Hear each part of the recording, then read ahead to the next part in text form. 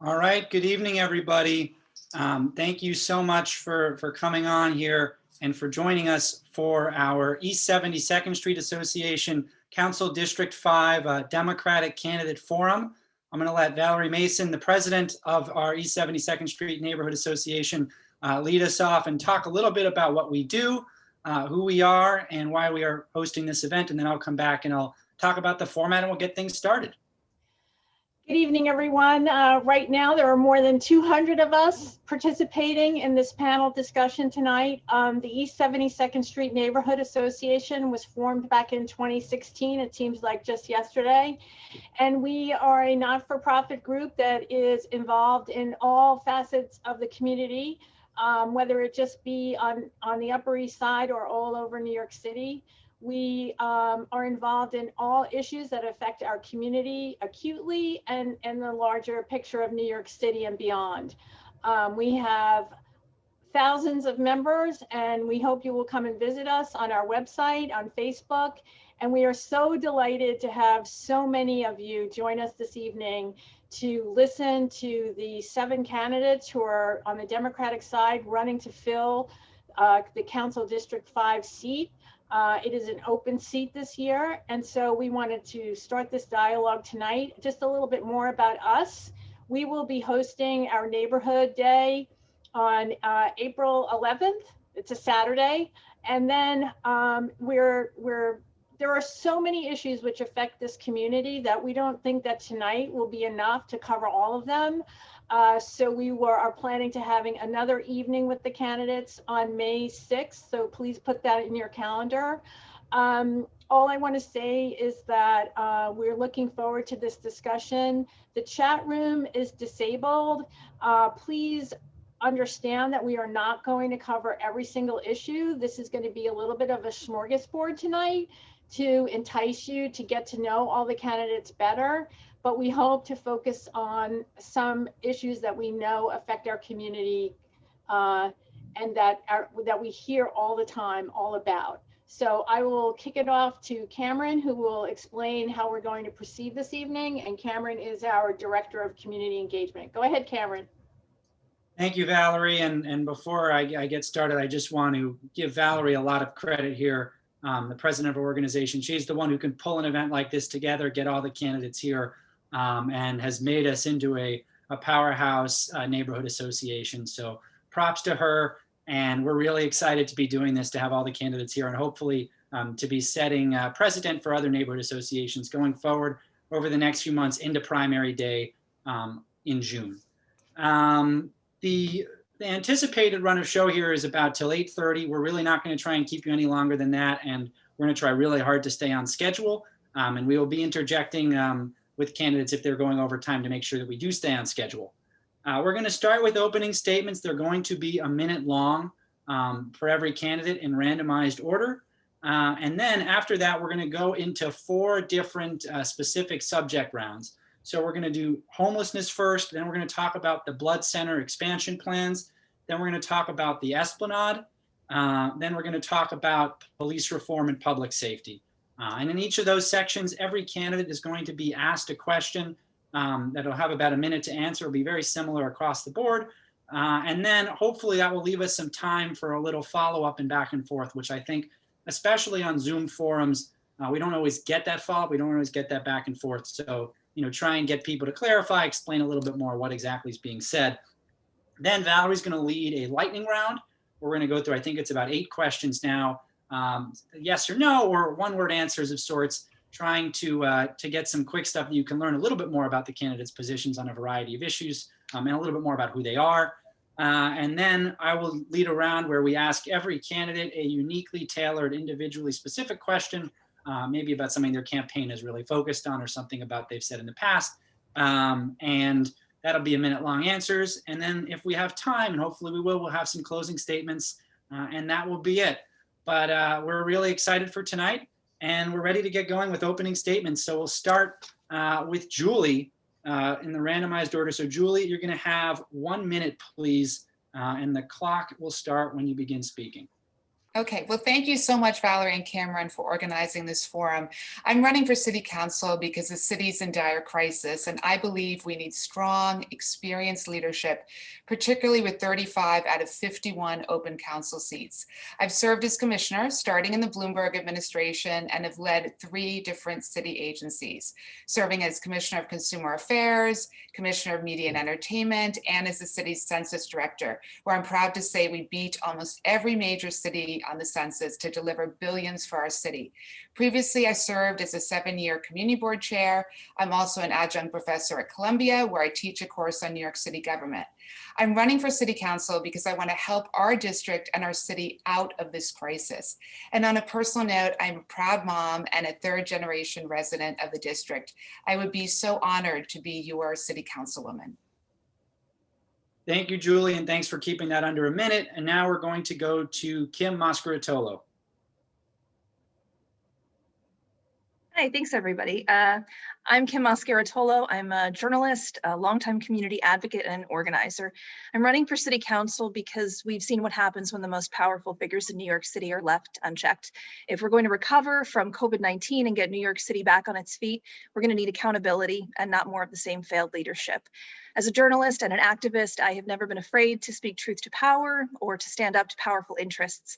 I've helped cover some of the biggest news stories of the 21st century. I won an Emmy Award for my contributions to CNN's coverage of the September 11th attacks. And as an activist and an organizer, I fought for marriage equality, for climate justice, for reproductive rights, and for gun safety. After the failures of the de Blasio administration, we need accountability, transparency, and independent leadership to fight for the brighter future that we all know is possible.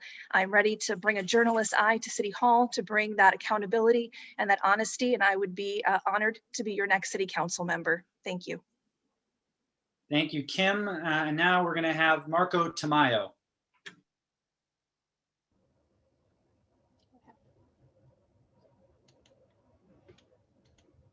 Unmute. Marco, I think you're muted. Can you hear me now? Yes. Yes. Okay. Hello, I am Marco Tamayo. I have been a valuable member of the Community Board for 12 years. I moved to the Upper East Side from Ecuador 25 years ago, and I have 39 years of in-depth experience as an architect and urban planner. The Community Board approved the 210 feet height for buildings on the avenues. Currently, the city has a dysfunctional system with a contradictory and inefficient piecemeal solutions, lacking transparency and with no accountability to anyone. This results in overdevelopment, stifling traffic conditions, congested mass transportation, losing our sunlight, bike lines without speed control, homelessness, among others. Therefore, we must stop this pattern. Thank you. Thanks, Marco. Now we are going to go to Rebecca Lamort. Hi, everyone. I'm Rebecca Lamort. I want to start by thanking the East 72nd Street Neighborhood Association for hosting this forum. And I'm running as a disabled New Yorker, a proud union member, labor advocate, and community organizer, because here in District 5, working families know what we need. We need someone that will fight for housing, disability, and economic justice. And I'm ready to be that person for our community. I'll go to City Hall every day, ready to champion these causes, because I'm not afraid of a fight, especially when it's a fight for my neighbors. I fought for unions and working people in New York my entire career as a labor advocate. I fought to make New York more accessible following a 2013 subway accident that left me with a lifelong disability. And now I want to fight for my neighbors in the community I call home, because I love our community. I believe in the power of local politics. City Hall is where the decisions are made that affect all of our day-to-day lives. And I firmly believe we can have a community that's more affordable, accessible, and equitable. It'll take a movement to get us there, but join me in our movement and we'll make all of these things a reality. Thank you. Thanks so much, Rebecca. Now can we have Tricia Shimamura? Hi, everybody. I am so happy to be here. My name is Tricia Shimamura, and I am a member of East 72nd Street Neighborhood Association, so it's a real pleasure to be talking to my neighbors tonight. I'm a mom and a social worker, and I'm running for city council because I love my community, and I want to make sure that everybody, the working families, the seniors, the small businesses, and every resident living here have what they need to stay in our city and thrive. I got my start working for Congresswoman Carolyn Maloney, where I fought against the Marine Transfer Station. I stood behind our small businesses as we finished the phase 1 of the Second Avenue subway, and I helped our 9/11 first responders access healthcare benefits. I coordinated funding and advocacy for our East River Esplanade, and I'm still doing that to this day.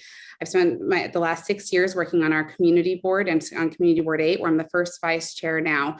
And I want to build a city and a community that's stronger for generations to come. I hope you'll join us. Thank you again. Thanks, Tricia. And now we're going to go to Billy Freeland. Hey everyone, my name is Billy Freeland and I'm running for City Council because we need fresh ideas for a just recovery for all. I'm proud of my experience serving our neighborhood on Community Board 8, where my colleagues have elected me 3 years in a row as an officer. I've learned every nook and cranny of our district. I'm also proud of my experience as a lawyer. I've represented NYCHA tenants, asylum seekers. I've litigated civil rights cases. I'm proud to be running a people-powered campaign, rejecting contributions from real estate developers and lobbyists. We're running an ideas-oriented campaign, everything from getting the trash off our sidewalks to building real affordable housing to supporting our mom and pop small businesses.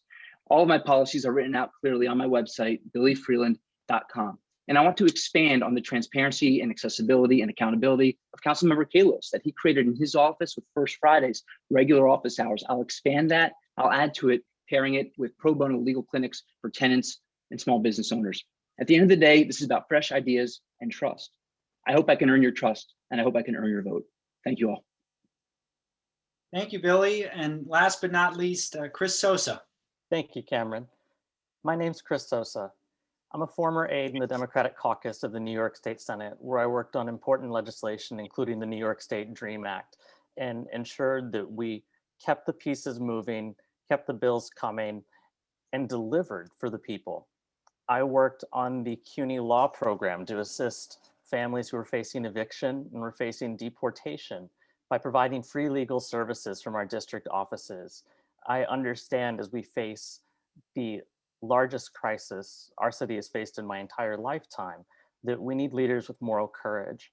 And with a majority freshman class coming in, we need people who are ready to stand up to powerful forces and fight on your behalf to ensure economic justice in our recovery, to ensure affordable housing, and to ensure that we're taking into account the actual residents of our district and our city when going through this recovery process, instead of leaning entirely on corporate interests. So I'm here to fight for you, and I hope to earn your trust as we move forward toward primary day. Thank you for having us. All right, thank you, everybody, and appreciate everybody staying on time as well. So now we're going to move to the first topic. And look, we asked you guys to submit questions. We had a few dozen people submit questions. We're really excited about that. And a majority of those questions did address street homelessness and mental health services to deal with that. And for this segment, I'd love to hear each of you spend a minute to talk about your thoughts on concerns about individuals with mental health problems on the streets and how we can provide services to them. And we'll go down the line, and for some of you, maybe I'll mention some things that I've seen you talk about during your campaign on your website, but you don't need to necessarily include those in the answer. I just think that everyone would like to hear kind of what is your plan for outreach on the street to those who possibly have mental health issues, those who are homeless, and any general thoughts on the homeless crisis as well in our city. And Marco, you are first in this order. So take us off. You have 1 minute.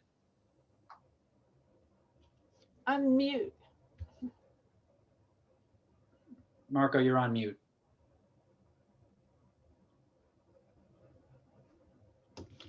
Marco. Now, can you hear me now? There we go. Yeah, you're good. Let me see. Hold on, please. Okay, thank you. The homelessness crisis is due to the lack of a coherent land use policy, out of control inflation, and very low salaries. The city doesn't have a serious homelessness prevention programs. For instance, in our community, 52% of the household renters spend more than 30% of their salaries for rent, and another 23% spend more than 50% towards the rent, leaving these families very close to become homeless, with less food on their tables, poor housing standards, etc., and no housing policy for them. On the homeless supporting housing program, the city has spent $2 billion of dollars for this type of housing, according with the City Council, Mr. Menchaca. And the problem is still persistent, as we can see on the streets and subways. Thank you. Thanks, Marco. Let's go to Tricia now. And Tricia, I know that you talk a little bit in your campaign about an audit of the 311 system. So maybe if you could talk a little bit about that. You don't have to, but maybe including that in your answer would be great. Sure, of course. So I again live on 72nd Street. We see homelessness on our streets all the time. It is a serious concern. The homelessness crisis has never been worse. And it is a direct result of the failure of the de Blasio administration to truly provide meaningful housing solutions in a long-term comprehensive way. I am not interested in short-term solutions. I am not interested in Band-Aids. I am a social worker who has experience and a background in knowing what meaningful social services can do and knowing what happens when we actually look at the larger comprehensive problems that contribute to homelessness, including our housing crisis, including our failures in our public transportation system, including our failures to provide adequate mental health services to our communities.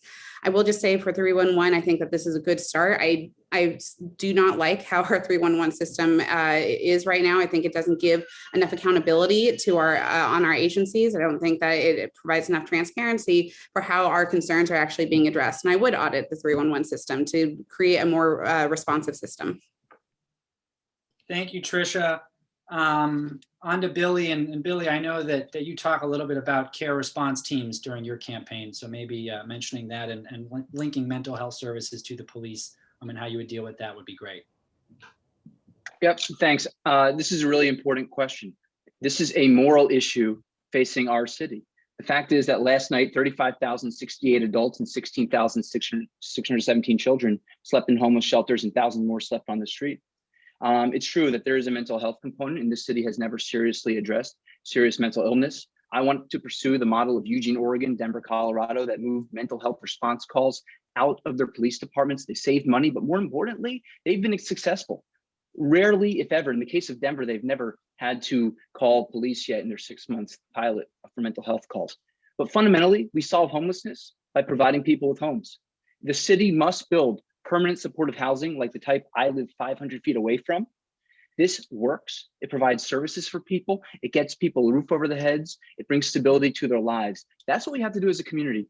We are the source of 0.1% of the city's, 0.3% of the city's homeless population, but we only house 0.1% of the housing for people experiencing homelessness. That must change. Thank you, Billy. Kim, you're next. Great, thank you so much. So obviously street homelessness is a growing concern, and I think COVID-19 has played a huge role in this, in part because, quite honestly, the shelters have not been safe, and people would prefer to sleep on the street than be in shelters, and that is a failure of city leadership. But also mental health crises play an important role as well. While street homelessness is a huge problem, I think both Billy and Marco alluded to this. The vast majority of homeless people are not people who we necessarily see on the streets, but people who have been kicked out of their homes, who have been evicted, who have no stable place to stay. And I think that we really need to address those issues very seriously. I think that we need to protect tenants more. I think that we need to expand the right to counsel so that people who are in housing court have access to representation. And we need to crack down on landlords who are evicting tenants, who are illegally destabilizing apartments, because ultimately the best way to solve homelessness is to keep people in their homes. Thank you. Rebecca? We need to support our unhoused neighbors, and that starts by providing deeply affordable housing in perpetuity here in our community. But it's so much more than that. Putting a roof over someone's head is just one aspect of empowering people. We need to be sure that we're providing other support services like job readiness and placement, education support, childcare support, food support services, healthcare services. Mental health is a part of it, yes, but to me, that's a completely separate issue that we need to be tackling. It's an intersectionality issue here where we need to be funding the Department of Health and Mental mental hygiene more, while also funding the Department of Homeless Services to be sure that we're meeting needs on all sides. Because as I said, putting a roof over someone's head is really just the start. We need to do so much more to empower our unhoused neighbors, support them, especially children right now, over 16,000 of which are out on the street right now tonight while we're having this forum. And it starts by housing, it grows by providing additional support services, and then from there, it continues on from removing NYPD from mental health outreach and mental health services, because that's not the help that, be it an unhoused neighbor with a mental health issue needs, or a housed neighbor with a mental health issue needs, quite honestly. And we need to be taking money from that NYPD budget to allocate to Department of Homeless Services and Department of Health and Mental Hygiene to meet these needs. Thank you, Rebecca. Julie? Well, look, we're spending $1 billion annually on the woefully ineffective Thrive program. And I personally think we need to use those funds to address mental health issues for the homeless, to give them the care they need and to get them off the streets and into stable, supportive housing.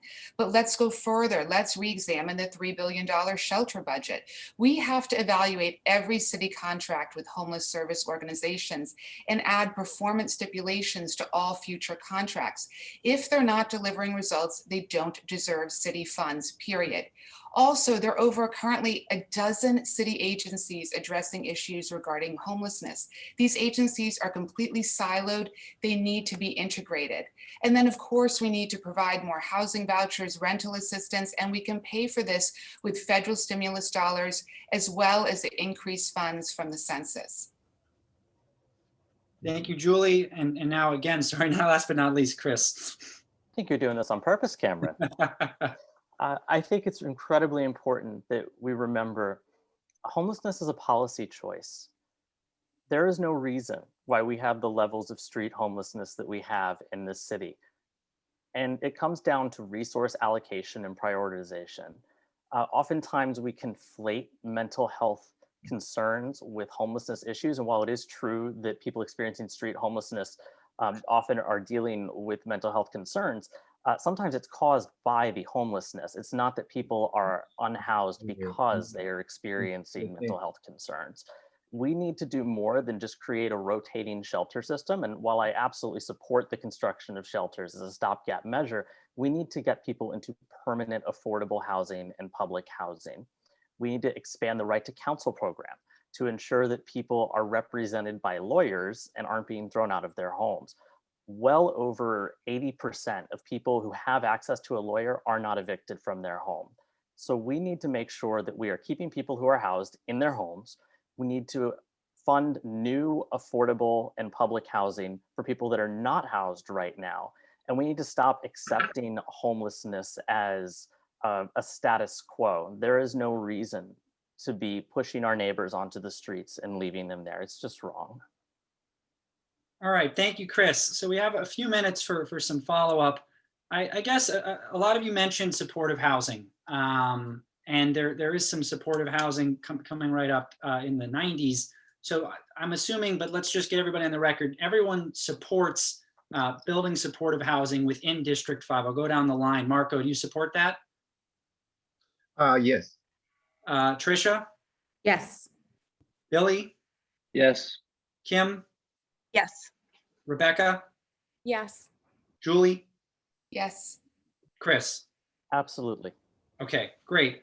Tricia, can I follow up a little bit? So you said audit 311, and Julie had made a point about kind of the city not really having an integrated response. So under your idea, what should happen when someone calls 311, if you had some time in the council to kind of reform that product, that system? Sure. Well, as somebody who's called 311 a lot of times, I generally think it's not what should happen at that time, but how does our city respond to our constituents who are actually making those calls? What kind of generally, when I've called 311, I will maybe get an email back or maybe get a response sometime in the next week. Normally when I call, even when I've called on neighbors who are in distress or who look like they could really use services right away on the Esplanade, in a park, on the street, I will be told oftentimes, okay, well, maybe we'll get back to you. It will probably be maybe 24 to 48 hours. And we know that that response rate is just not acceptable. I would like to see more detailed responses. I would like to know what kind of services are being provided to, are being offered or are being used to address issues that we are calling 311 for. I'd like to have a faster response rate, frankly. I'd like to have this information be more readily available and provided to our community boards and to our community partners so that we can better understand what are the needs and what are the interests and what is being asked. Now that is available right now, but it's complicated and it's not easily accessible to our communities. And frankly, I think that communities are stronger when they're more empowered with their information and data so that they can be better advocates for our blocks. So that's where I would start. All right, great. Thank you, Tricia. Julie, so you said you'd like to use Thrive funds to reinvest into stable, supportive housing. You know, we are facing a budgetary crisis, but you think that is a kind of a viable thing to do in terms of redirecting the money there? I do, Cameron. I have to say, with Thrive, there are very little data metrics to support it, and I don't understand why the city of New York is allowing $1 billion to be spent on a program that has very little data to support it. We should reinvest that money truly into mental health services to support the homeless. I have to say, as a 3-time city commissioner, I understand the budget inside and out. I know how to make these tough choices. We are in a real budget crisis. Every city agency is being asked across the board to cut 3.5%. So we're going to need to go into the budget and really look at areas like Thrive, where we can reallocate funding and use it in a much better way to truly offer mental health services for the homeless. All right, thank you, Julie. Final question, we'll do this quickly. Kim, you had mentioned kind of access to housing and some bad practices by landlords. Just quickly, in 30 seconds or less, can you just talk about the pandemic causing some people being unable to pay rent? Would you want to kind of cancel all of that rent? I know there's just continue to be postponements, and we're going to have to deal with this at some point. What would you do? Yeah, absolutely. I mean, we have had the eviction moratorium, which I think was a good first step, but ultimately a lot of that rent is still going to be due. There is a bill going through now. I believe Brad Hoylman and Harvey Epstein are sponsoring it, which would essentially give relief both to renters, but also to small landlords. So essentially, the state would cover part of the funds for the rent that would go to the small business owners so they could use it to pay the mortgage. It wouldn't cover it in totality. The owners would still have to put forth some money, the tenants would still have to put forth some money, but it would give both sides some relief so that we wouldn't be helping tenants at the expense of landlords and vice versa. I think it's probably the most sensible bill that's out there, and I'm hopeful it will gain support and ultimately get signed into law. Great. Thank you so much, Kim. So with that, I'm going to turn it over to Valerie to talk about the Blood Center. Well, we can tell that you're all seasoned New Yorkers, that you speak so fast, you're pretty much remaining in the 1-minute time limit. I applaud each of you. I don't know if I'm going to be able to do that. This next question relates to zoning and particularly to a proposed project in this community. The New York Blood Center is teaming up with a for-profit developer seeking an amendment to the mid-block zoning, known to those in the zoning world as R8B, which is a high-density residential zoning of buildings no higher than 7 to 8 stories. The New York Blood Center is seeking an amendment to the zoning order in order to build a 16-story tower, of which only 8 stories will be occupied by the Blood Center, and the remainder will be leased to as yet unnamed and undesignated parties.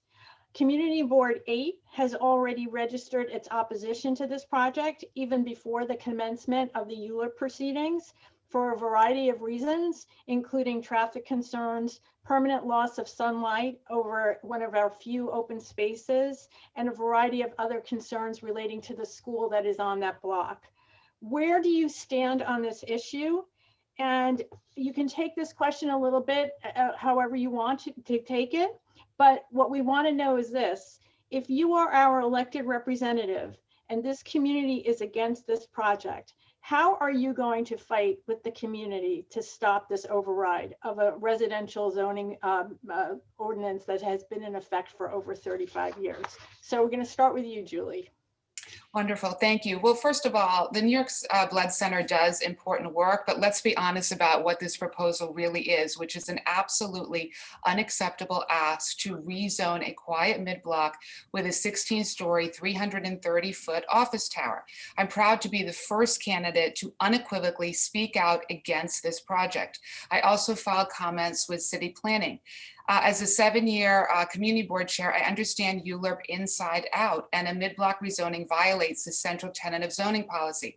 So Valerie, to answer your question, how to stop it, first of all, I am proud to say that I have really strong relationships in the council with all the candidates that are going to be running for speaker who will be there. I have very strong relationships with, and that's incredibly important because you do need to build consensus. While there is member deference, of course, to the project that is in the council area, it also goes down to relationships, and it also goes down to coalitions. I've been endorsed by the Central Labor Council, representing over 300 unions in the city, as well as many other labor unions. It's so important to build that coalition. That is how you effectively stop a project. And I strongly believe I'm the candidate with the best experience to really do that, given my track record at having run 3 different agencies as 7-year community board chair and understanding the ULURP process. Thank you.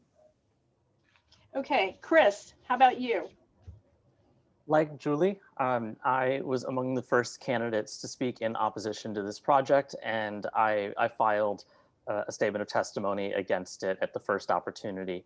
The community overwhelmingly rejects this project for a number of reasons. It's dangerous. There's going to be over 50 proposed months of construction. Half of the tenants are going to be for profit. And in addition to that, you're cutting into what too little green space we already have by blocking the sunlight from a public park.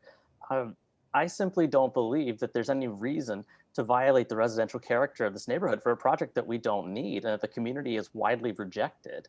And in addition to that, as you pointed out at the beginning, there's been a zoning precedent against this kind of mid-block zoning since literally before I was born. There is absolutely no reason to be moving forward with this project when it violates that precedent, contributes nothing that the community actually wants, needs right here. And there are other locations where the Blood Center can do this work. This is the wrong one. I would work with my friends in the council. I would work with the community. And as Julie said, there's an important element that comes from coalition building. And I have a track record of working with people who agree with me and people who disagree with me to come up with common sense solutions. This project does not have a common sense solution. Thank you, Cameron. Okay, Rebecca, how about you? As a member of Manhattan Community Board 8, I am on record opposing this project. I don't like the impacts it will have on the mid-block rezoning, on our light and air. It exceeds the 210-foot height cap the community wants to see, that I'm also supportive of, and it's on my campaign website. And outside of that, I've run ULURP campaigns. For the last 10 years, I've worked in the New York City labor movement, and I've coordinated campaigns to defeat projects. So what do? We organize locally here in the community. We organize with tenants, with neighbors that are opposed to the project, and we take that effort to the council, starting with the subcommittee on zoning and franchises, where I have a strong relationship with Councilmember Moya. We defeated at the subcommittee level, then we defeated at the committee level with the land use committee. So then when it comes to the floor, we have a strong coalition of support against this project, where I, as council member, work with my colleagues to be sure that they also oppose this project. I don't agree with member deference, but I will illustrate why it's so important for our community that this is a non-starter and we cannot move forward on this blood center rezoning because of the impacts on the character of our mid-block, on the impacts on St. Catherine's Playground and Park, and the impacts on the local school. We cannot move forward with this at all, and I'm proud to already be on record opposing it. Tricia? Yeah, I'm so glad that this question came up in the forum. Obviously, for the next council member, this is going to be the most important and most pressing land use decision that's going to be before our next leadership. And more than ever, we're going to need a strong leader who's going to fight against this project. I too submitted testimony against this project. I too voted against this project as first vice chair of Community Board 8. And I'm going to tell you that it's not just about this impact on St. Catherine's or on the impact on JREC or the impact on traffic over here. It really is about that precedent, and that's where my avenue is for advocating against this and moving forward. I'm already building coalitions with the new council members, with the new candidates who will be the new council members. We are already building these relationships out, and I feel very strongly that I'm going to be the best advocate to not only fight against this project, but to gather and build coalitions with this new class of council members to show that this is not how we reward bad behavior. We do not reward bad behavior, bad developers by providing them with more space, more air, more light. We do not reward bad community engagement with air rights. And that's how I'm going to be moving forward with this project. Thank you. Thanks. Billy, how about you? So I also have voted against this project at the community board. I'm also quoted in the media speaking out vociferously against it. And I'm one of two candidates that actually has a policy page on my website opposing the project, billyfreeland.com/policies/zoning. And here's how we win this fight. It's not just building coalitions. We'll all be doing that. It's not just partnering, I hope, with every single candidate here. We'll be doing that. It's calling this what it is, zoning for dollars, taking literal money out of thin air. That's what's happening. That's the precedent that is threatened to be set here if we allow this to go forward. And the way you win at the city council is by making sure everyone knows this isn't just about the Upper East Side. This precedent would affect every single community. And I think I'm the only candidate who's calling for revisiting and rewriting the 61 zoning resolution with communities and affordable housing advocates at the table and not developers. It's only by rewriting those rules, resetting the table, that we're really long-term going to win these fights against developers and make sure that the greed stops in 2021. Okay, thank you. And Marco, last to weigh in on this. Oh, thank you. I oppose this proposal since the beginning, and probably I'm the only one. Julie, she was present in the first meeting watching what I was proposing. And the other fellow community members, they were just requesting more information, even the information was provided to all of us. Billy, she always go in favor of the developers. So I oppose this proposal because it destroys the character of our mid-block and make it commercial industrial. It will place unbearable strain on the already overwhelmed services and aging infrastructure in our community. As presented this proposal, the Block Center doesn't need a big building for these programmatic needs. And they are selling their air rights that don't belong to them. That is wrong, because if you're selling something that do not belong, that's what they're doing. They selling to Longfellow because they don't need the space. And that we had to stop. And the URA process, I have been in the fight for 12 years. And most of the time unsuccessful because most of the fellow community members, most of the fellow communities, they collude with the developers. Thank you. We only have 2 minutes left, so maybe we can just do this by a show of hands. I actually, Kim. Oh, I'm sorry, Kim. I'm sorry, Kim. I apologize. Go ahead. Yes, that's why we have 2 minutes left. Go ahead. No problem. Yeah, so look, I also, as the way this project is proposed, I also oppose it. And many of the other candidates have gone into the many reasons, so I won't belabor that point, but I will touch on something that I think Billy brought up, which is that at the end of the day, the way that zoning and land use is done in the city is terrible. It's piecemeal. It is completely developer driven. Community does not find out about many of these projects and the details until it's almost too late to do anything about it. That's why I've been on the record as being very supportive of a more community-based comprehensive planning system that starts with the community, where we discuss with community groups and other interested parties about what exactly our community needs, whether it's in terms of more housing units, more school space, more park space, and go from there and figure out what's needed to then develop, what our land use policy should be and what changes, if any, need to happen in zoning. So I'm supportive of a more comprehensive plan rather than this developer-driven, spot rezonings, as we've called them. I'm opposed to the project, but I think it's a bigger problem, and I think that we need to address that bigger problem of zoning and land use as a whole in the city.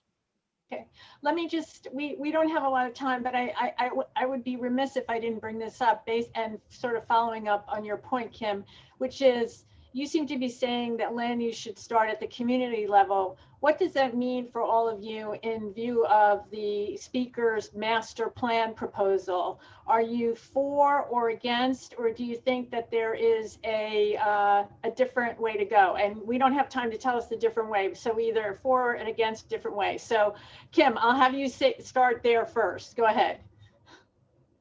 Yeah, I don't love every part of the comprehensive planning bill that was put forth by Corey Johnson, but I generally agree with the spirit of it, which is that it needs to take the entire city into account and the community into account, rather than doing it the way we're doing. So I would say I'm supportive of it, with certain changes, which I guess maybe is that third option of like, I do want comprehensive planning, but I want it done in a different way. Okay, Julie, what about you?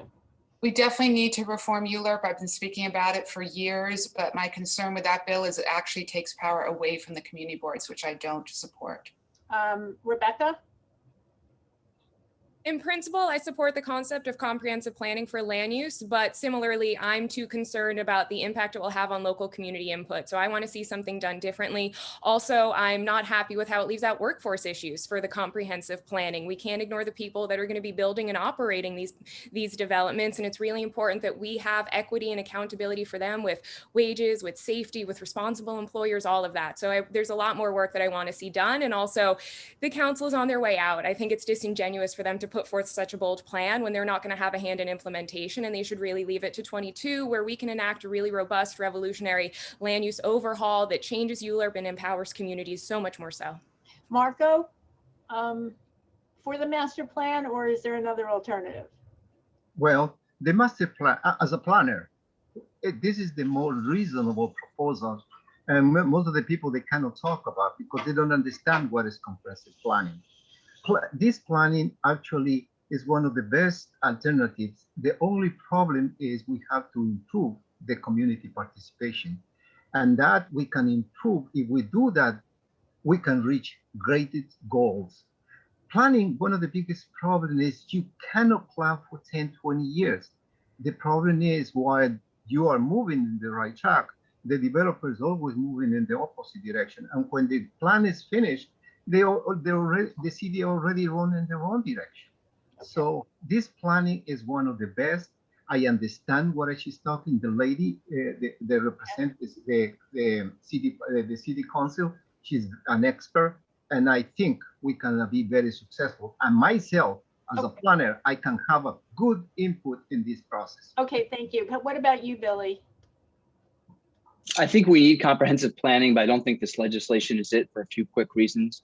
One, we need communities to have a credible seat at the table and voice, and I don't think this bill does that. Two, we need a clear path to building real affordable housing, particularly here on the Upper East Side. And I don't think this bill contemplates that. It's too much, let's pass it, and then we'll see if we get affordable housing later. And three, there's a huge disconnect between how we build housing and how we build infrastructure. And with so much of infrastructure being done, say, by the MTA, like subway extensions, how can we have a city plan that is so detached and so dependent on the state getting its act together to build the subway lines, the bus network that we're really going to need? So I think those are a few clear challenges that need to be addressed before I could support this legislation. Okay, great. And Trish, we'll end with you. Yep. So I similarly, and Chris as well is waving. I support the concept of comprehensive planning. I have some serious concerns about this legislation, many of which Billy and Rebecca have already made clear. But just to echo that, I don't think that pushing such a large process through in a very short time frame before the end of this council cycle is the right way of doing this. I have some serious concerns also about where community input is actually used and the time and the process in which that's done. So yes, comprehensive planning, maybe not this legislation. Okay, thanks. So last, by a show of hands, are you in favor of the 210 height limit? Okay, moving on. Go ahead, Cameron. All right, thank you, Valerie. We're going to talk about the Esplanade and park space in the district. Our district has some of the lowest park space per capita.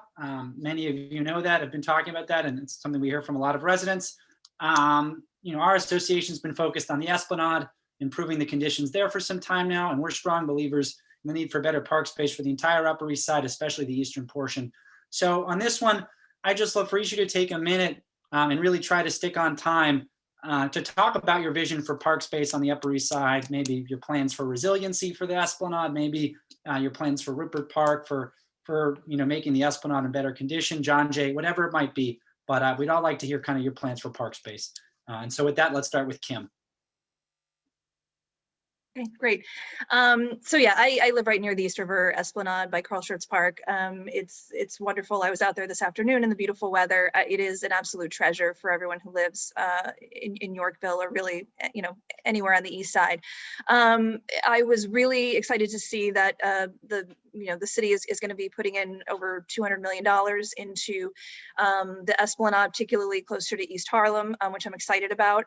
Want to make sure that we have enough accountability to make sure that the money is going to where it needs to go, that there is greater oversight of where the funds go. As was pointed out by the Friends of the East River Esplanade, that's not always the case.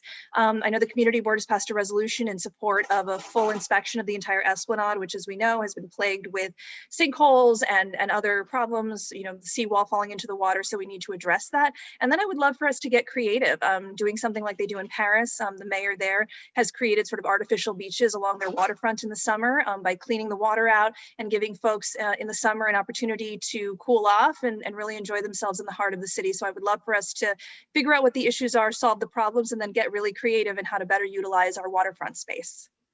Thanks, Kim. Billy? So let me start with a couple of big picture ideas. One is that I reject austerity budgets, and I think we need more capital spending in the city. Right now, there's a report from Council Members Lander and Gibson that makes this point exactly. We actually borrowed a lot of money during the pandemic, and our credit rating was not shaken. We still have a AAA bond rating, in some cases a AA rating. It's very strong. So now is the time for the type of capital spending that would fund the Esplanade repairs. Second is, I think we need a director of the public realm. We have so many entities that are responsible for different parts of the Esplanade. This needs to be consolidated into one authority who's actually going to have the responsibility to make sure not just that these repairs are done, but that the $284 million that's been budgeted, that it actually gets spent. That it's not, it was said, but then we lose it because we didn't act quick enough. So that's really important. And then the second is, while I'm very encouraged by the additional funding that's coming in, we're still going to have a lot of gaps along the Esplanade that need funding. And let me just say, my dream is a contiguous East River Greenway, sort of what they have along the lines on the Hudson River. We should have an East River Esplanade Trust that is responsible for this. It's helping to raise funding, but we need a contiguous greenway to make our Esplanade and our riverfront as great as it can be. Thank you. Julie? Well, I use the East River Esplanade all the time with my daughter, and it's in need of a dramatic intervention. Some parts are crumbling, many parts are in need of a reimagination. Look, it's great that the mayor allocated $284 million in funding, but honestly, we have to make sure it gets into the final capital budget.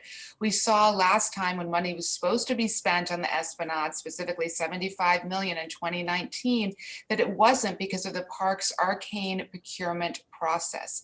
We honestly, and I believe this very strongly, need to have a world-class park on the east side that rivals the west side's Riverside Park.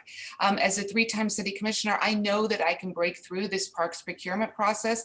It's not easy, but I know that I can do that. I also want to say on the west side, I helped allocate $3 billion of federal funding to, among other things, expand the Esplanade downtown, reimagine Hudson River Park and Pier 26 into world-class waterfront park spaces. And I would make it a top priority to bring more money to our riverfront and our parks, working with the strong relationships I have at the federal and state level to get infrastructure spending to beautify, repair, and quite frankly, we need to widen the Esplanade and create new park space as well as community gardens. Okay, thank you. Margot? As per Park Department report February 13, 2020, these are two conditions for the Esplanade. First, the section of the gravity wall from 76th to 79th Street was declared in poor conditions in 2018. Second, another two sections are in process to be repaired, which includes 62nd Street to 63rd Street and 90 to 94th Street. The scope of work consists: protect vulnerable elements, replace missing or damaged visible elements, replace failure structure with new resilient structure. These repairs will last 25 years only. Furthermore, the COVID-19 lockdown demonstrates our community's deficit of open spaces. Therefore, I am proposing to build a resilient Esplanade. and I have the sketches for that. Thank you. Thank you, Marco. Chris? Yes, I want to echo what Billy said about austerity budgets. I do not believe in them. A lot of the conversation that we hear about the money that we don't have is rooted in an austerity mindset that doesn't move us forward. We're going to have to do something about this. We've been dealing with renovations to the Esplanade since 1987. That's 2 years before I was born. We need to get to work on this. We need to make sure, as Julie said, that we get them, that we ensure the money that's earmarked, we actually get the money into the capital budget. And we need to be creative in the way that we're allocating our funding. We're about to be receiving federal assistance that we didn't have in the past through the American Rescue Plan. We need to make sure that we're prioritizing our green spaces, prioritizing our infrastructure. And something I haven't heard folks talking about is the Queensboro Oval. I'm not sure how we're pushing towards the idea that this needs to say some kind of sports center when the community wants it to be returned to a green space. We have less green space per resident than most of the city, and it isn't good for people. It's not good for their mental health. So I want to see us engage in some major reinvestment, increase the amount of green space per resident, and ensure that we actually get the job done on the Esplanade instead of just kicking this can down the road over and over and over again because of our austerity budgets. Rebecca? Well, it starts by funding, like everyone else has said. We need to more robustly fund repairs for the Esplanade because also it's an accessibility issue. Right now, the Esplanade, it's uneven paving stones, the gaps, the sinkholes up in the northern portion near me, the small path. If you're a wheelchair user, you can't access it. And that's just egregious and unfair for our disabled neighbors here in the community. So we need to fund it. We need to revitalize it because also it's about resiliency. Hurricane Sandy, we saw what happened to the storm wall. Waters came over the East River Esplanade and flooded Holmes and Isaacs, for example, here in the neighborhood. So funding is also about resiliency. But outside of that, we need to get creative. We need to find more space for pocket parks, open lots right now that maybe can't support housing or other kinds of development. Let's make them parks. COVID-19 showed how vital outdoor space is for all of us to be able to get out, walk around, exercise, and honestly, clear our mental health and really have that space outside. So it's about funding. It's about getting creative with new spaces and utilizing them and being sure that we're advancing this as a part of resiliency and accessibility needs as well. Thank you. And finally, Tricia, who is, the Esplanade expert for the Parks Committee and for our association, take us out. Thank you. So if you know me, then you know that I live and breathe our Esplanade. I've spent nearly the last decade fighting for this vital waterfront, fighting for our parks and our open spaces in our community. I am the co-chair of the Parks and Waterfront Committee currently. I was the chair of the Waterfront Committee when it was a standalone committee, and I was a former board member of Friends of the East River Esplanade.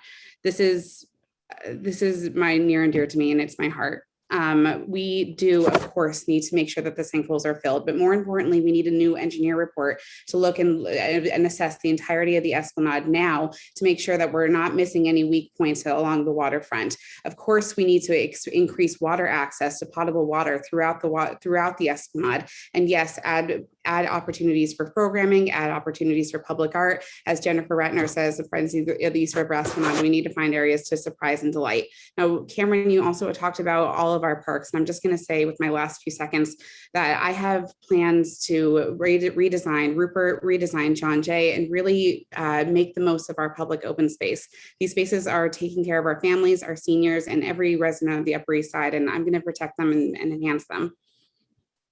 Thank you, Tricia. All right, so we're running a little bit past time on this section, so I just want to quickly get across. So everybody here would be in favor of more investment from the city, regardless of budgetary constraints on the Esplanade. And so we'll go down the line. No one can see your raised hands. We learned that on the last round. So I'll just go down the line. Marco? Yes. Julie? Yes. Chris? Of course. Tricia? We know. Yes, absolutely. Rebecca? 100%. No austerity budgets. Fund, fund, fund. Kim? Yes. And Billy? Yes, with gusto. Okay, and also quickly get yes or no's. A comprehensive plan for resilience that involves, the East Side resiliency plan for Lower Manhattan, to lump something in with that for Upper Manhattan. So we have a comprehensive citywide plan on resilience. yes or no. Marco, Yes. Chris, Yes. Trisha, Yes. Rebecca, Yes. Billy, Yes. Kim, Yes, absolutely. Julie. Absolutely. I worked on the Lower Manhattan Resiliency Plan, and we absolutely need to have it here too.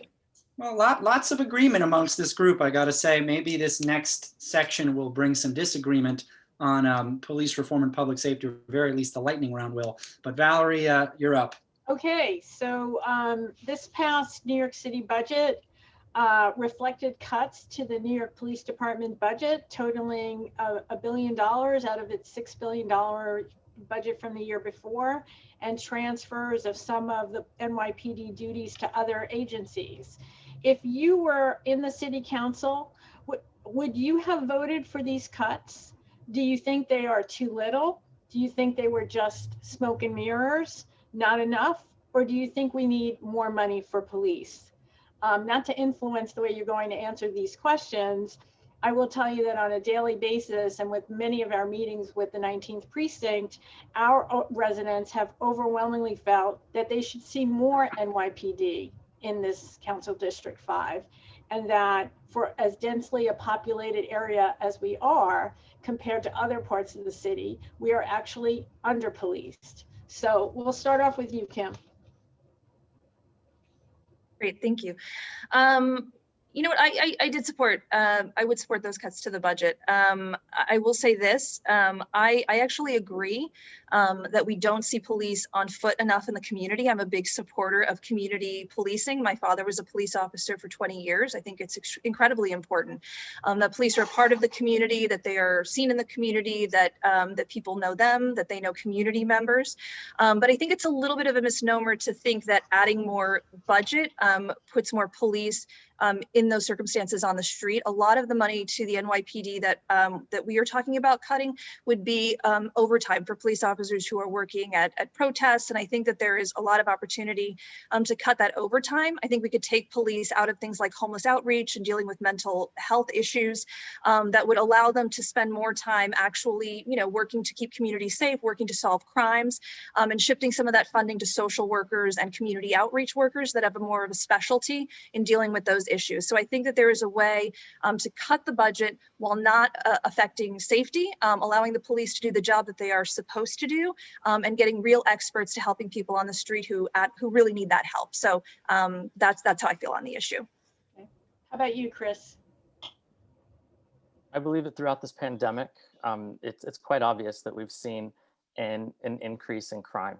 And that often occurs when we go through periods of social unrest, of public health crises, or of economic crises, and we have a conflation of all of those things. At the same time, these aren't problems we can police our ways out of. We need to address these causes at the roots. We don't want to be in a situation where we're responding after there are already victims of crime. We want to stop the circumstances that foster crime. I agree with the current member. I would have voted against the budget as it stands. And I believe that the claims of defunding that it's already happened, as he said, are an accounting trick. We've moved some money around, but we really haven't done anything materially to the level or type of policing that we're engaged in. What people want to see are elected civilian complaint review boards.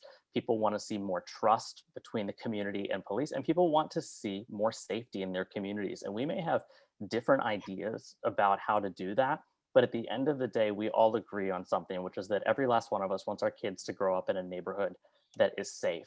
And while I will You wrap up, respectfully, please. yes, I respectfully disagree with those who suggest that we need more in that budget. I would like to return it to the levels that we saw prior to de Blasio. Rebecca? I was not supportive of the council budget in 2020 because it was smoke and mirrors. It wasn't, in fact, $1 billion cut. The work that was shifted away from NYPD, there wasn't money given to the other agencies the work was shifted to, furthering the budget crisis those agencies were experiencing. Additionally, as agencies are being asked to cut their budgets by 3.5%, the NYPD isn't being held to that same standard. So I want to see at least $3 billion cut immediately in the next budget, and I want that money shifted away and the work shifted away to other areas, including Department of Mental Health, DOT, DOH, DOE. Let's build affordable housing. The root of so much crime and so many issues that put people within our criminal justice system and on the path of police are socioeconomic. So we need to really be empowering New Yorkers with the services they need. Brownsville, Brooklyn just did a model on this, where they didn't have cops out on the streets for a weekend. They had violence interrupters, they had social workers, they had city agencies there supporting people with housing, food security, job readiness and placement, child care support. That's what New Yorkers need. New Yorkers don't need more brutal policing. We don't need more cops on the street. We need to completely reimagine public safety with a community center model that centers those harmed by the system currently. Thanks. Marco. What happened with Mr. Floyd was wrong, inhumane, and unacceptable. What the police officer did was terrible action, and this officer should never be in the force. This officer and others should be punished seriously. On the other hand, the mom and pop shops have disappeared who supported a reliable economy to our local area and also provide eyes on the streets. We cannot ask our police force to replace the role of neighbors who care about each other. At the same time, we need to reintegrate our peacekeepers as a vital part of our community by having police officers walk their beats and be involved in community building ventures. We need enlightening training, accountability, transparency, and support for our overstrained police force. Thank you. Thanks. Julie? Well, I believe that rather than focus on the word defund, we actually need to focus on increasing public safety and have true criminal justice reform. I actually think you can have both. I don't think they're mutually exclusive. I think it's a false choice to say that you can't have both. When I speak to people in the district, people clearly say public safety is a top concern. And I frankly don't think we should take resources away from crime fighting, but we can move some functions out of the NYPD. Currently, up to 40% of calls to 911 are actually not about crime, yet we're sending police officers out to those calls, which puts both officers away from combating crime, and it asks our police to do things they really aren't properly trained for, such as act like mental health experts to deal with a mental health call. I also, by the way, think we should get the NYPD out of routine traffic stops, and we need to make police disciplinary records truly public. We're also spending over $200 million a year to settle NYPD lawsuits. And quite honestly, that doesn't make any sense. We should have the NYPD focus on crime and public safety, and we should reinvest spending on lawsuits into mental health services and other social services. Thank you. Okay. Billy, you have a very robust position on policing on your website. Go ahead. Yeah, and it fits into the 1 minute time frame. No, look, I don't know Marco's position, but every candidate before you has said they would have voted against the budget. That's not really the issue before us. The issue before us is, what does public safety really mean? And if we look at it only through a policing lens, then we will never achieve real public safety. So let's talk about what we have been defunding public health, defunding summer youth employment, defunding education, defunding mental health. We are never going to be safe as a community and as a city unless we are investing in the services that we know work. Going back to the discussion earlier about housing.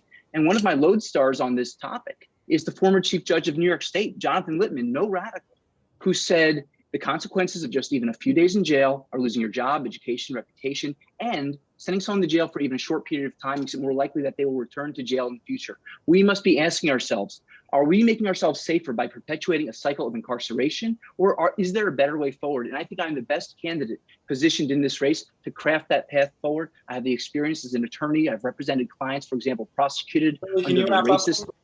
Yep, I've represented clients prosecuted under the racist Walking Wild trans ban, and I will be the leader for this city and this neighborhood, advancing this conversation in an empathetic way.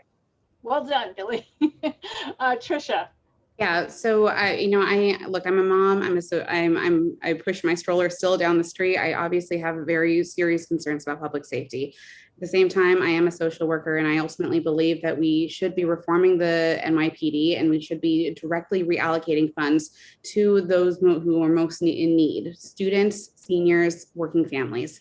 That's really what it comes down to. I do believe in a community-centered approach to public safety. I agree with you, Valerie. I do think that we should have a more visible presence where we see our police interacting with our community members. I think that empowering our neighbors, empowering our small businesses, empowering our residents of all income levels to be at the table to shape how public safety looks in our community is really where we need to go. Ultimately, at the end of the day, I believe every single person has the right to feel safe walking down the street. And right now, nobody does. So I really do feel like this is our moment to come together and make it better for everybody. Thank you. I don't think we're going to ask a follow-up question at this point. Why don't we move to the lightning round? This is, you're not really supposed to expound on the questions I'm going to ask you, like 1 or 2 words.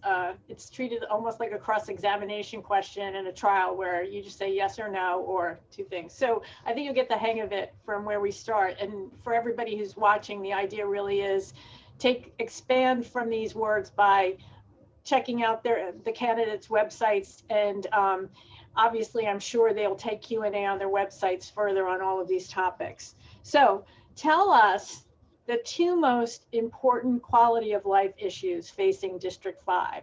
I'm going to start with Rebecca. Affordable housing and an unexpected one, sanitation. Okay, I like that. Chris, what about you? Affordable housing and local business economy. Okay. Marco? Overdevelopment and recreation areas. Okay. Julie? Affordable housing, public safety, and sanitation. Okay, well, that's 3. Okay, Kim? Sanitation and vacant storefronts. Trisha? Garbage and affordable housing. And Billy? Affordability for renters and small businesses, that's 1. Number 2, sanitation, getting the trash off the street. I have a plan for that. Yes, you do.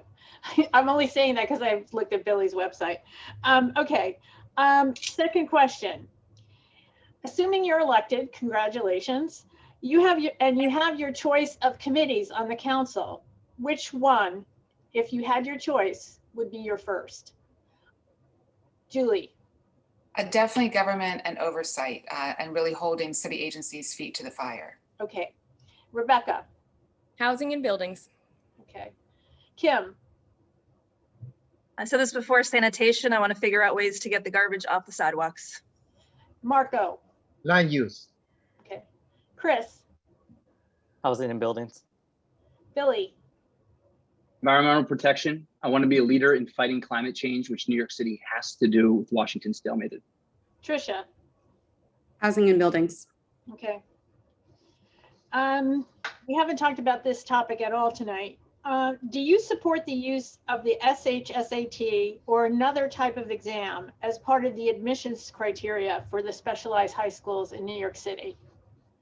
Rebecca. No. Okay. Julie.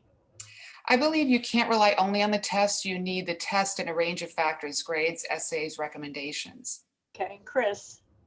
Absolutely not. Okay. Marco. State recommendations. That's what I'm following. Okay. Thank you. Kim.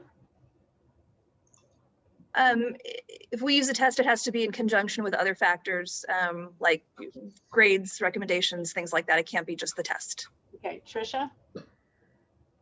I support reforming the system. I don't believe the test alone can be enough. But does that mean that the test could be one component? It could be one component as long as we reform it. Okay. Billy. I'm against it. A one high stakes test is inappropriate and it's perpetuating segregation in our city. We need a new system. Okay. Tonight, all of you have talked about improving the lives of New Yorkers by funding additional programs. I don't think that it's news to all of you that everybody is worried about having gaps in the budgets, et cetera. So in order to accomplish these goals that you're talking about, do you think you could do it just by rearranging dollars in the budget? Or are you supportive of raising taxes in order to accomplish your goals? Yes or no? We'll start with Julie. Well, first of all, most of the taxing is a state issue, but I will say that I do think there's a lot of fat right now in the city budget that we can absolutely cut. And I know how to do that with cutting programs like Thrive. So we need to go in there with a scalpel and actually cut some parts of the city budget. But to say as a potential city council member that we have taxing, most of the taxing issues are happening more at the state level. Okay. Marco? Cutting the city budget is the right thing, and in addition, is better to create more jobs. And I do have a plan to reactivate the economy with different kinds of jobs. Okay. Thank you. Kim? Yeah, I'm a big supporter of procurement reform. That said, I have supported revenue generators at the state level. That could include higher taxes. It could also include legalizing and taxing marijuana as well. Okay. Billy? Three major ways to raise revenue. Councilmember Kalos identified $15 billion in budget savings. Number two, operating budget spending, but also capital borrowing. But here's number three, we do have to raise taxes. And I think it's disappointing to hear an answer from some candidates who, yes, it is a state level, but we have to champion these tax increases from the city council level, urging our Albany legislators, including Senator Krueger. If we do not raise taxes, we will not have equity, we will not have the revenue we need. And I think all of us need to take a clear stance on whether we'll be strong advocates for that. Okay, well, I appreciate your honesty. Chris? I completely agree with Billy. I've already spent time building those relationships in Albany. We have to lobby our legislators. We are going to need to raise taxes. There needs to be allocation, but there has to be changes in the tax codes, and we need candidates to present clear and strong answers on this. Okay, Trish?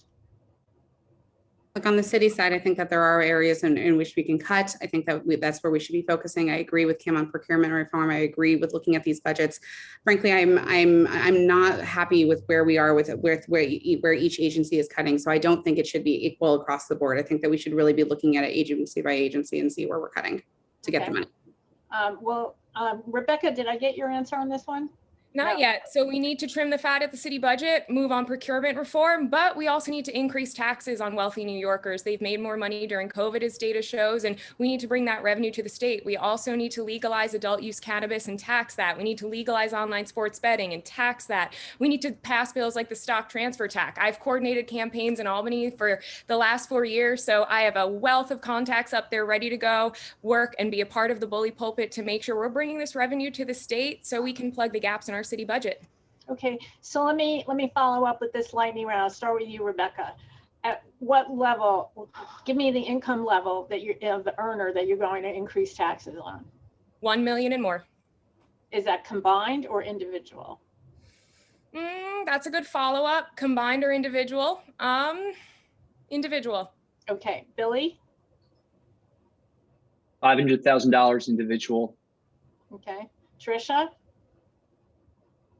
You could say you're not going to raise taxes. I mean, that's next. I'm supportive of a wealth tax, but I frankly, this is a state issue. And so I'm really first and foremost going to be looking at where we can cut from the city side. I do think that we should be looking at this very closely. I am looking at our most wealthy New Yorkers, but I'm focused on the city side. Okay, Chris? 500,000 individual. Okay, Julie? I think it's possible to look at very high income earners at the state level and look at taxing. I do think though. You need to give me a number though. Yeah, I mean, that has to be looked at. Again, I'm not going to throw out like just a number because again, I told you the first thing I think we need to do is focus on the city budget. I really firmly believe we've got to focus on the city budget and making cuts. Under Mayor de Blasio, he added so much staff. And honestly, we need to go in there and make those cuts. And that's really the first approach I would take rather than focus on what's happening at the state level.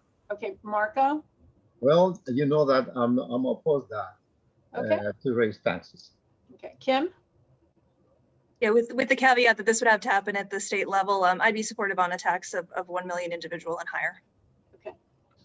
All right, last question. Well, do you support the creation of additional bike lanes on the Upper East Side? Billy? Yes. Okay, Trisha? Like a bike lane network, I do not think bikes belong on every street. Okay, Kim? Yes, and I think we need more protected bike lanes as well. Okay, Julie? I think we need protected bike lanes, but I think we need enforcement as well. I think they go hand in hand. Chris? Yes, more protected bike lanes. Okay, Marco? I oppose completely the bike lines on 61st and 62nd Street. Yes, we need enforcement for the bikes too, especially for those that run very fast. Thank you. Okay, and this is the last one. For, Oh, can I go? Can oh, I? I'm sorry, Rebecca, I'm sorry. I support protected bike lanes, and I want to be sure the needs of our disabled neighbors are a part of those conversations. We heard recently at the community board the impacts that bike lanes can have on access to curb cuts and safe travel for our disabled neighbors, and their voices need to be a part of the decision making in this. Okay, sorry about that. All right, last question. Do you support the rollout of the congestion pricing scheme with no exemptions for residents who live in and around the congestion zone? And I'll start with Marco.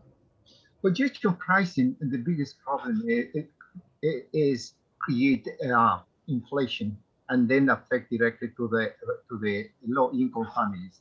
That is wrong. We have to have different approach. We have to move the jobs to another part, and then the overcrowding of the traffic will be moved in another directions too. Kim? Kim? Yes, I support congestion pricing. Okay, Julie? I support congestion pricing. I think, however, with COVID, we need to re-examine the way that people are moving around the city, and we should be looking at some of these exemptions that particularly affect our district. Okay, Chris? Yes, I support congestion pricing. Okay, and no exemptions for local residents. Correct. Okay, Trisha? I support the concept of congestion pricing, but I'm deeply concerned about the lack of representation and how we're rolling it out right now. And so I'm continuing to advocate for better representation from Manhattan residents. Okay, Rebecca? I'm supportive in principle, but again, for me, there are impacts where we need to have certain exemptions, especially for our disabled neighbors that rely on cars. Congestion pricing cuts right through our district, so it affects us differently. We need to be a part of the conversation, and we need to have some exemptions. Okay, Billy? Yes, I support it, and the funding raised should go directly toward elevator access, 59th Street, 68th, 77th, 86th, 96th. We need elevators on the Upper East Side and the Lexington line. It's a major accessibility failure, and it's sort of a moral issue as I see it. Okay, this is the last question. I'm using the president's prerogative here. In New York, we are going to have ranked choice voting for the very first time. So I assume you're all going to vote for yourselves in the first position. So who would you choose to be the second choice in the ranked choice voting? And you can say nobody, it's okay. So we'll start with Rebecca. I would say I haven't made a decision yet. There are a couple of people in the race that we have some policy commonalities, but no decisions have been made yet. I'm open though. Okay. I have a feeling that answer is going to be resounding, but Billy? I'll answer you. If the election were today, I'm voting for myself, 1, and I'm ranking Rebecca Lamort, number 2. Okay. Kim? Yeah, I haven't decided yet, but I will say I do think we need more women in the city council, so I'd be inclined to support another woman. Okay. Julie? Sorry, I agree with Kim on that. We definitely need more women in the council, and I haven't made a decision yet, and I think it's forums like this that help voters decide. Okay. Chris? While I will absolutely be ranking multiple members, I have not made a decision about order yet, so I'm going to withhold for now. Okay. All right. Trisha? Supportive of ranked choice voting. I haven't made my final decision yet, but I agree. I would love to see a woman in the city council. Okay. Marco? Well, city council lacked of architects and planners, and I think that's my inclination. Okay. Thank you. Okay. All right. Thank you very much for playing tonight. How many points do I get for answering the question? Are we going to dance now, little Macarena? Oh, don't worry. You guys still got some more fun left. Yeah, go ahead, Cameron. We have one final round here where I have tailored some questions individually to you guys. You might not be thrilled at some of them. They're not the hardest questions, but we're trying to get a little bit into the weeds here, into stuff that you guys have been working on. So on the first person for this round, we're going to keep these to a minute, and we're going to be strict on time because I want to be wary of everybody. I know the president is speaking right now as well. Rebecca, on your website, you wrote that you will, quote, finally fix the parking and congestion crisis in our neighborhood, unquote.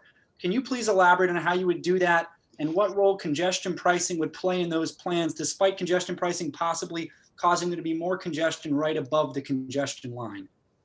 I want to see city parking permits. For example, when you look at the city of Cambridge up outside of Boston, they have a parking permit program that provides permits for residents for one vehicle. Two, there are other options, and we need to be moving towards that model because people will warehouse cars in our community when congestion pricing is implemented. So I want to see a really robust parking permit program implemented where, again, we're also advancing parking for disabled New Yorkers. Finding parking with a handicap parking pass is very difficult, quite honestly, and parking is a problem in the community. I myself have circled for almost 2 hours, and I'm sure a lot of people in the neighborhood have as well. So we need to move forth on a citywide parking permit program. All right, thank you, Rebecca. On to Tricia. Tricia, you're the Director of Government Relations at Columbia. In the past year, Columbia has come under some fire for its role in furthering an affordable housing crisis in Morningside Heights. Now, our district is also an area with a lack of affordable housing. Can you talk a little bit about your plan for affordable housing for the Upper East Side and what you're going to do on that issue? Sure, absolutely. So I will just say that I wish I ran Columbia, and I would certainly do things a little differently, but I don't. It has, though, as the Director of Government Affairs, it has given me a lot of insight into, again, further relationships with elected officials, looking at the role of large institutions, looking at available resources that we should be leaning on. In terms of affordable housing for our neighborhood, I think that we really need to look at the problems, the programs that are currently in place and see how they're failing. I'm fairly critical of the mayor's mandatory inclusionary housing program. I think that it's done nothing for our neighborhood. I think that the way that we define affordability is wrong, and that we should be using more local AMI numbers to look at how we're looking at affordability. I frankly also think that the method in which we build affordable only through these large rezonings is problematic, and we should be doing a lot more to preserve what we have in place and look at ways that we can include the Upper East Side into building more affordable. I'm not inclined to support any sort of development that frankly doesn't include affordable housing at this point. I don't see why we need more luxury in our neighborhood. Yep, I don't see why we need more luxury in our neighborhood. And so really for me, it's very much focused on building more affordability in every single development. Thank you, Tricia. Julie, in a 2013 op-ed in the New York Daily News when you're running for borough president, you wrote that the Marine Transfer Station by Asphalt Green was, quote, the right thing to do, unquote. Mm-hmm. Do you still agree with that takeaway from 2013 that the Marine Transfer Station was the right thing to do? Well, let me just say I live across the street with my kids, and my kids use Asphalt Green almost every single day. As a former chair of Community Board 1, we supported the Bloomberg Solid Waste Management Plan, and that is something that the Community Board supported. I will say that, first of all, the feared worse effects of the Marine Transfer Station, I can say this as someone who lives across the street and my kids live across the street, have really not come to fruition thanks to the appropriate mitigation plan. And I will say, speaking of sanitation, that I have firmly stood up to sanitation cuts. $100 million that was cut from last year's budget. It's why I've got the endorsement of the sanitation union. And it's something that I would fight very, very strongly to bring sanitation cuts, restore them, composting, recycling, and everything else that has to happen. All right, thank you, Julie. Billy, many in our audience suggested concerns in the questions that they submitted about bike lanes as they relate to pedestrian safety. On your website, you have a major policy platform prong of increasing bike lanes in the neighborhood. Can you elaborate a little bit more on your bike lane policy and possibly address some concerns from the elderly population about pedestrian safety? Yeah, so let me start with, we should all feel safe on our streets, and everyone has a right to feel safe on our streets. But bike lanes are a safety issue. How we design our streets, how we share our streets is vital. 75% of our streets are dedicated toward cars. And if you ride a bike on the Upper East Side, think about your safety. You have First Avenue, you have Second Avenue, but what if you want to go to Central Park? What if you're like our neighbor on Roosevelt Island, Paul Crickler, who talked about his son going from Roosevelt Island over the Queensboro Bridge, down 61st Street to the park to the west side? People deserve to feel safe no matter how they get around. So I do support adding bike lanes. And by the way, this is a climate justice issue. These are carbon free. But we also need everyone to feel safe. A big part of that is making sure we have open pedestrian spaces, wider sidewalks, making sure that we design streets for all street users. So we need to step back because I think there's a lot of heat around this topic. And we need to ask ourselves, who are we building the city for? Who is our community? And I think our community is all of us. It's car owners, but it's also cyclists. It's the delivery cyclists who might be delivering your meal tonight. It's pedestrians, it's our seniors, it's our children. So everyone ought to feel safe. And I think my plan addresses that. But I will say, I talk to anyone. Yeah, I'll say I talk to anyone, anytime, anywhere about anything. And I'm always an open door. You can always email me with your concerns, billy@billyfreeland.com.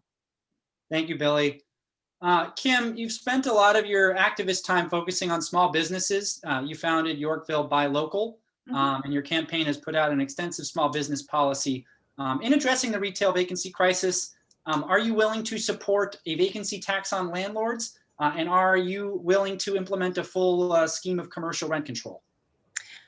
It's a great question. So yeah, I first of all think a vacancy tax is a great idea. I think right now, folks who own those buildings are incentivized sometimes to keep them vacant while they are waiting for bigger tenants to come along. COVID-19, I think, has had some impact on that, but we're seeing more vacant storefronts than we've ever seen before. And I think a vacancy tax would be a great way to address that. In spirit, I'm definitely in support of some type of commercial rent stabilization. I know there is a bill in the city council now. I find it a little bit problematic only because it would mandate creating an entirely separate rent guidelines board for businesses, which I think might create more bureaucracy than we need. So I'm not necessarily supportive of that particular bill as it stands, but I do think we need to do something to address rising costs, whether it's through the Small Business Job Survival Act or some other way of making sure that, that small business owners aren't priced out of their, spaces just because the landlords want, way more money than they can possibly get from those spaces. Thank you, Kim. Moving to Chris. Chris, you've put UBI on your website as a main policy focus for your campaign. Can you explain how much of a universal basic income in the city you would advocate for and how we would afford that with our budget programs? In fact, Speaker Johnson had actually suggested a pilot program that would have provided $700 per family during the COVID crisis. I believe, sorry, you got a little sound there. I believe that we need to start with that type of pilot program and scale up, because what we see in countries that have a UBI is that they experience a greater level of economic stability. So it comes down to reallocation. I'm not suggesting that we can out of the gate cover everything for everybody. But when we talk about UBI, I like the plans that you're seeing from mayoral candidates like Diane Morales and Carlos Menchaca. This is an idea that's gaining traction. And I think it's something aspirational that we need to move towards, but I absolutely understand the budget constraints that we're under due to COVID, and I would be responsible in that proposal and implementation. Thank you, Chris. And last but not least, Marco. Marco, you chair Community Board 8's vendor committee. The City Council recently passed a law increasing the cap on street vendor permits throughout the city. What is your take on the legislation and how it affects the small businesses of the Upper East Side? I think this is a very wrong intro that passed. And we have been fighting with the community and fighting for the street vendors that they compete unfairly with our small business. We can give a room for the street vendors. We try it, we fight, we complain with the Department of Consumer Affairs. And Julie, she didn't listen to us. And we have the general vendors. It's a nightmare if you see, for instance, in the Guggenheim, in front of Bloomingdale's, competing unfairly with Bloomingdale that creates jobs and provide income to the city. It's a nightmare on 3rd Avenue between 86th and 85th Street. The general vendor is a serious problem. So we were completely opposed to this bill. We asked several issues to be in compliance before to make any decisions. For instance, to create a group. Marco, can you wrap up, please? To determine how many street vendors we need. And the group will have all types of the representation. Thank you. All right, thank you, Marco. So we're just going to give everybody 30 seconds to give a closing statement. And then after that, I'll hand it over to Valerie to take us out. But for closing statements, we'll go in the reverse order. that we did opening statements in, and really keep this to 30 seconds because we've just gone a little bit over time. But thank you guys really for complying for the most part. So that means we're going to go first on the closing statements with Chris. I want to say thank you to the East 72nd Street Neighborhood Association for having us tonight. I love the substantive questions. And I think this is a race about moral courage and people who are willing to act. You're going to hear a lot of similar policies from us, and you're going to hear some different policies. But at the end of the day, this is about trust building in our community. And I welcome anyone who has a question for me or would like to be in touch. Go to www.sosa4nyc.com. Send me a message. I'd love to talk to you and get your ideas about how we can make this community better and how we can lead ourselves into a just economic recovery. Billy? Thank you to the East 72nd Street Neighborhood Association. I think this election is about two things, two questions. One, what type of experience counts? And I think the experience that counts the most is the work of being in our communities. I've served on Community Board 8. I've learned every nook and cranny of our district. When the water main broke at NYCHA, I was there. When the bike lane needed plowing, I was there. And I want to say I've seen Kim and Trisha and Rebecca there for our community so many times. But it's also about trust and transparency. And it's a question of, do we want fresh ideas, turning the page from the politics of the past? And even where we disagree, do you think you're electing someone who is there for you, listening to you, who is there because they want this office? That, I believe I'm that candidate. I'd be honored to have your vote. Thank you. Thanks. Trisha? I'm so excited and proud of the coalition that we're building, very proud to be endorsed by Congresswoman Carolyn Maloney, very proud to be endorsed by the Jewish Vote, proud to be endorsed by East River Democratic Club and over 50 community leaders. And I hope that you will look at our campaign and give our campaign your support. At the end of the day, this is my community. This is my home. You all know me and I all know you because these are my blocks. You're my family. And I'm running because I want to make sure that our community has a strong leader in the council. I am so excited about where we're going and looking forward to seeing you along the way. Thanks again. Thank you, Trisha. Rebecca? Thank you again to the East 72nd Street Neighborhood Association, Cameron, Valerie. Thank you so much. I'm so proud and humbled to be in the race, elevating the issues of housing, disability, and economic justice. Visit my website, RebeccaLamorte.com, to learn more. Email me info@RebeccaLamorte.com if you have any questions. Again, I'm so proud of our base of support, our grassroots coalition of labor, community groups, local supporters. We have momentum. This is a people-powered movement. Join our movement and let's get elected on June 22nd. Thank you so much. Thank you, Rebecca. Marco? Thank you for listening to me tonight. In brief, we can't afford to lose of our sunlight, negotiate our fresh air, and surrender our skyline. Therefore, we must put a stop to this pattern, and I pledge that I will vote in our city council as a voice of our people and work hard to make us the vibrant, safe neighborhood that we can be. To do that, I need your vote. More information about my plan is at marcotamayo.nyc.com. Thank you. Thank you. Kim? Thank you all so much. Thank you to the East 72nd Street Neighborhood Association, to all of my colleagues here with me this evening. Look, I spent 20 years as a journalist and an activist. I've spent my career speaking truth to power and standing up to powerful interests. I want to bring that fight to City Hall. I think that we need real accountability, we need transparency, and we need independent voices there. I want to be a fighter for our small businesses. I want to be a fighter for our tenants. I want to be there fighting for funding for our public parks, our libraries, our schools, all of the things that make our neighborhoods special. And I thank you all so much for having me here today. Thank you so much. All right, thank you, Kim. And last but not least, Julie. Well, thank you so much for having me. This is a most important election in our city's history. We are at a crossroads. We can continue our recovery and reach new heights, but with 2/3 of the city council seats open, it's never been more important to elect experienced leader. I've served as commissioner of 3 major agencies. I've served as a 7-year community board chair. I know on day one how to help our community recover, get funding for parks, schools, housing, sanitation, and make our streets safer.